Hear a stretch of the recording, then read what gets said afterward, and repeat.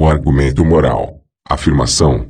Todo homem tem noções inatas de bem e mal, e elas provêm de Deus. Se não houvesse uma ordem moral do mundo, não haveria referenciais fixos de bem e mal, e nesta situação seria impossível alcançar a paz entre os homens. A sociedade iria desintegrar-se e o caos reinaria absoluto sobre a terra. Mais um ótimo exemplo de falácia argumentativa.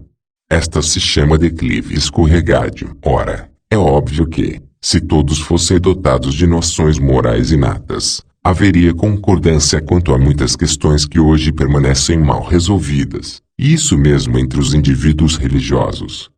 Como aborto, eutanásia, pena de morte, castidade, homossexualidade, monogamia e poligamia, e assim por diante. A moral e os costumes nunca foram estáticos, muito pelo contrário, variam de povo para povo, de época para época, de pessoa para pessoa. Aquilo que em uma cultura é considerado imoral e vil, em outras é corriqueiro, ou até elevado e sublime. Isso não condiz com a ideia de que possuamos noções inatas de certo e errado ou de bem e mal. Como sabemos, seres humanos possuem uma natureza inerentemente social, e não por acaso. Isso é vantajoso para a espécie. Não só os humanos, mas também muitos outros animais vivem em grupos harmoniosos e organizados. Encontramos macacos vivendo em grupos hierárquicos. Encontramos peixes vivendo organizados em cardumes, búfalos e gnus em manadas, leões em bandos, abelhas em colmeias, formigas em regime coletivista, e assim por diante. Entretanto, será que entre eles não reina o caos porque receberam de Deus uma noção inata do que é certo e errado? E, se receberam, então por que não hesitam em usar o homem como alimento? Porque muitos animais cometem infanticídio. Muito mais provável é que essa natureza social tenha uma função meramente prática, ou seja, aumentar as chances de sobrevivência do grupo como um todo através da cooperação, e disso viriam as noções de certo e errado. Ao constatar que perfis comportamentais coletivistas não são prerrogativa dos homens, somos levados à conclusão de que todas essas noções inatas que temos não apontam para uma mente superior, mas para uma mente inferior, para as partes mais profundas e primitivas de nosso cérebro, que são pouco maleáveis e, portanto, bastante semelhantes em todas as pessoas. Todos nós concordamos quanto a questões fundamentais porque, assim como outros animais, temos uma programação natural, que está vinculada aos instintos de sobrevivência da espécie. Por exemplo, viver é bom e morrer é ruim, prazer é bom e sofrimento é ruim, alimento é bom e fome é ruim. Tais referenciais são instintivos, não divinos, e muito de nosso comportamento ancora-se neles. Ao que parece, projetamos mentalmente os dois móveis básicos de nossas ações, o prazer e a dor, no mundo exterior, equivalendo à abstração valorativa daquilo que costumamos denominar bem e mal. Assim, tendemos a concordar em questões fundamentais porque elas são essenciais à sobrevivência. Porém, quando as questões são de menor relevância, o grau de discórdia torna-se imenso. Por isso, a tendência parece ser a de que, quanto menor for a relevância da questão à sobrevivência, mais natural será a ocorrência de discórdias. Daí a razão de serem tão infrutíferas discussões que buscam estabelecer universalmente o que é certo ou errado, o que é virtude ou vício, pois cada indivíduo, sendo singular, encontra seus prazeres e suas dores em coisas diferentes igualmente singulares,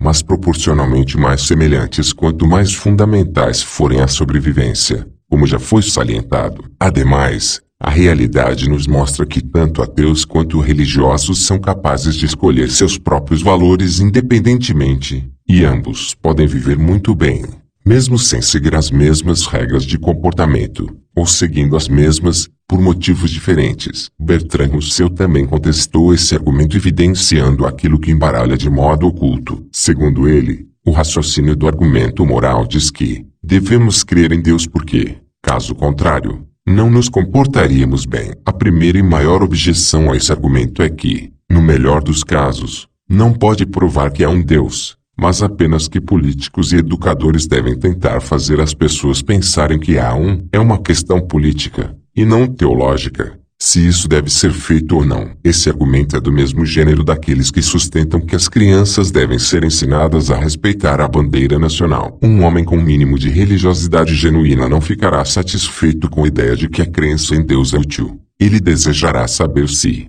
de fato, Existe um Deus. É absurdo pensar que as duas questões são a mesma coisa. Nas escolas infantis, a crença no Papai Noel é útil, mas homens adultos não pensam que isso prova a real existência do Papai Noel. Quando não temos educação suficiente para criar nossos próprios valores e estabelecer nossos próprios limites, precisamos de polícia e de cadeias mais que de religiões. Para viver em sociedade, temos de lutar contra nosso egoísmo natural, impondo limites à liberdade do indivíduo, coisa que fazemos com valores morais compartilhados. E não importa se acreditamos que tais valores provenham de Deus ou do homem. Desse modo, vemos que o argumento moral é um argumento em favor de sociedades, não da existência de entidades moralistas sobrenaturais. No melhor dos casos, acreditar que certos valores tenham origem divina apenas serve para que sejam respeitados. Mas só isso. De qualquer modo, o fato é que, se tais valores fossem objetivos, provenientes do além, seriam os mesmos para todas as sociedades, coisa que, assim como Deus, nunca observamos em nenhum tempo, em nenhum lugar. Assim, não encontramos qualquer motivo para pensar que a moral seja algo transcendente. Tanto quanto podemos perceber, ela não passa de um reflexo de nossa natureza social. Somos, portanto, levados à conclusão de que a hipótese divina é plenamente dispensável para justificar a moral e o comportamento social humano.